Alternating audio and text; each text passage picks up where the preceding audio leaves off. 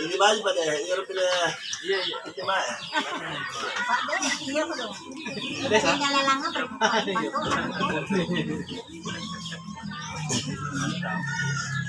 Jadi jangan dia begini juga.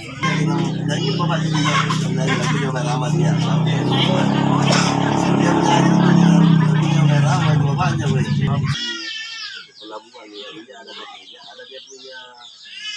Resa 19 tahun, gadis viral mirip suaranya almarhum Nike Ardila tinggal di pedalaman. Tepatnya tinggal di Dusun Ponto Tinggi, Kecamatan Bangkala, Kabupaten Jeneponto, Sulawesi Selatan. Jarak dari Jalan Poros Provinsi masuk ke kampung halamannya sepanjang 18 km. Resa lahir pada tanggal 13 Oktober 2002. Semenjak kecil ia memang sering bernyanyi, tetapi tidak merasa suaranya mirip mendiang artis terkenal almarhum Nike Ardila. Bukan suaranya sama sih. Kan dari awal enggak sengaja mau enggak nyangka juga gitu. Cuman dimirip-miripin. Ia juga mengaku sudah putus sekolah sejak tahun 2017 lalu, pas duduk di bangku kelas 2 SMP. Jual bakso kalau hari pasar. Jual kayak mie, bakso gitu, kopi. Ini juga masih kali di warung.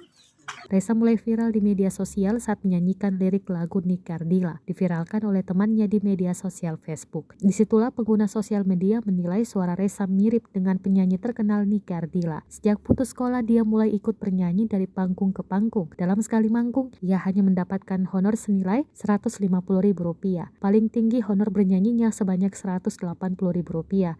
Kalau siangnya itu alatnya bos kadang 150, kadang 150 tergantung jarak. Itu satu hari full ya? Kalau sampai biasa agak jauh ditambah. berapa?